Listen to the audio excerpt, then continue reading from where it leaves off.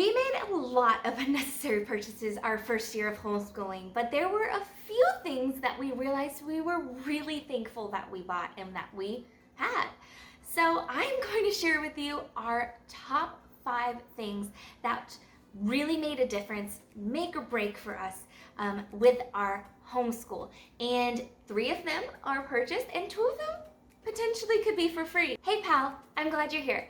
My name is Jordan Ashley and I am a Disney homeschooling mom that works at home so that I can make my dream of being home with my kids a reality so that I can help them learn and grow and explore, and we can bond together as a family as we do that in so many different places, whether we are learning at home or at Disney World or on all of our adventures.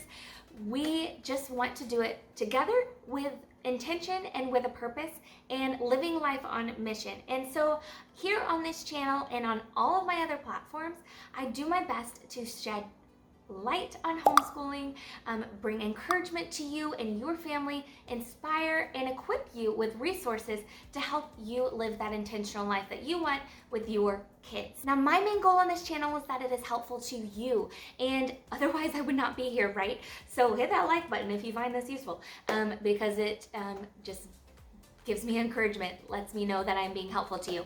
But I really love to research, and I have a master's that primarily focused in research, and I spend a lot of time researching when I have a big decision or when I have a purchase that is going to be something I hope to have for a long time and that I will utilize a lot. So that is what this video is. I researched a lot for all of those purchased items, and even the ones that were free, I did a little bit of research on that too. So hopefully this is helpful to you. I know that depending on what your homeschooling style is, check the tag or the description if you don't know what homeschooling styles are. I have a video on that just to give you some information on what they are. There are some styles that say you don't need to spend money to homeschool, and I guess that could be true. However, life requires money, and some of the things you can't really get by without. But I agree, some of these things you can get by without in your homeschool, but it does make it easier. Number 1, my printer. I am so happy with this purchase. It is probably my number 1 purchase that I have made this year. It is something that I've utilized probably the most often in my homeschool, something that I will continue to use for years and years to come. This is the Canon PIXMA G5020. Now this printer is very easy to use. It is wireless. It can fit up to 350 pieces of paper in it. The ink savings they advertise is over $1,000, and that's because you can print up to 6,000 black pages and 7,700 color pages without having to buy new ink. So it's actually pretty awesome. We have loved it so far. We print a ton of things, and we have yet to even scratch the surface on changing out the ink. So highly recommend. Number 2, my laminator. Now this laminator has been super helpful. It is something that I use to make our reusable worksheets, things that I use to make the products that I sell on Etsy, things that I use to make their preschool and science learning binders.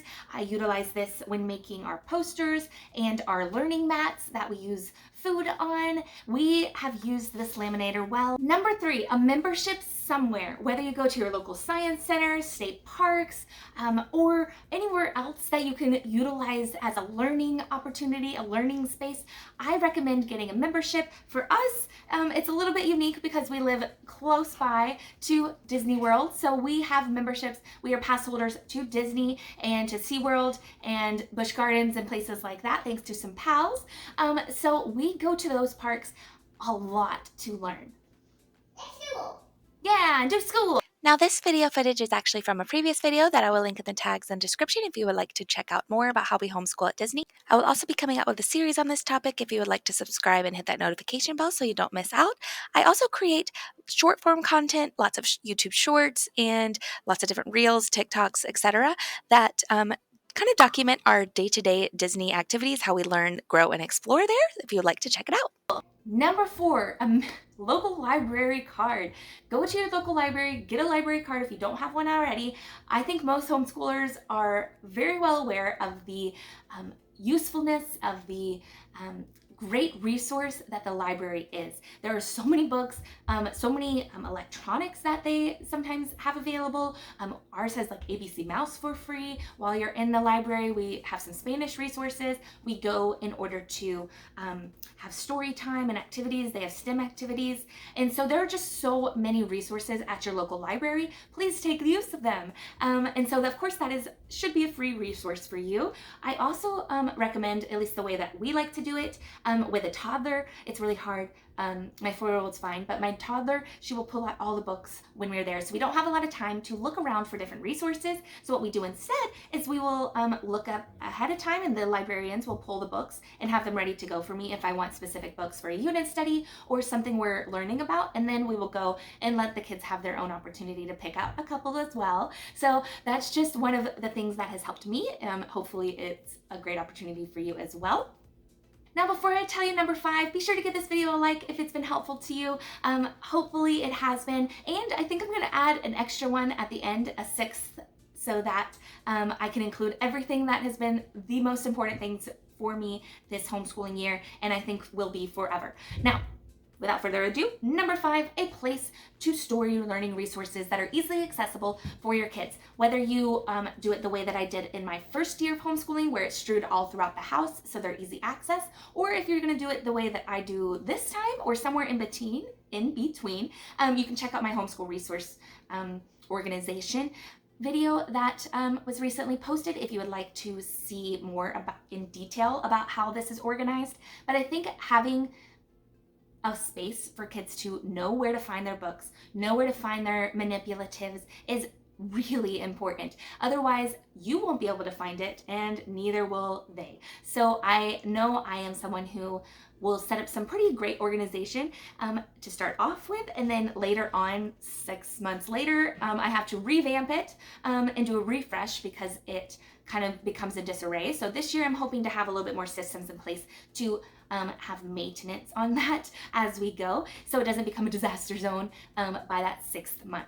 Now, bonus number 6 is community. Now, number 1, you need to focus on local community. Find your local community groups. If you would like me to find a video or make a video about how to find local homeschool community and how I've done it and how many of my other friends have done it, please let me know down in the comments. But finding community is vital because it's good for you as the parent, good for your kids, and really just good for the community as a whole. So find a local community, and potentially one that is online as well. So like our community, I have a newsletter that I send out that I'm going to start sending out weekly, hopefully, or every other week potentially, just with encouragement, free resource ideas, some freebies of my own, as well as just different activities to help you on your homeschooling journey. But also, I want to get engaged with you as well. I want to learn more about what is helpful for you and about our individual journeys so that we can come alongside each other, even from wherever you are and wherever I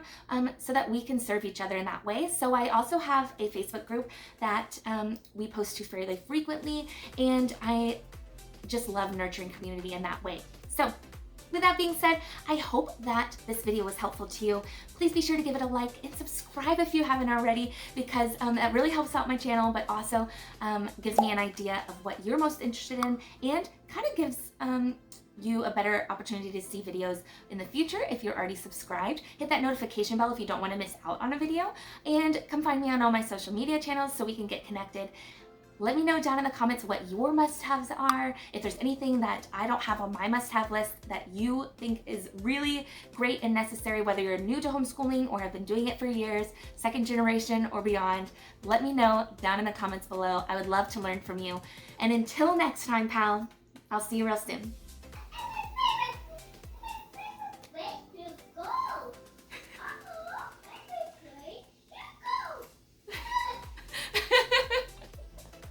Yes, it's your favorite place to go. Uh-huh.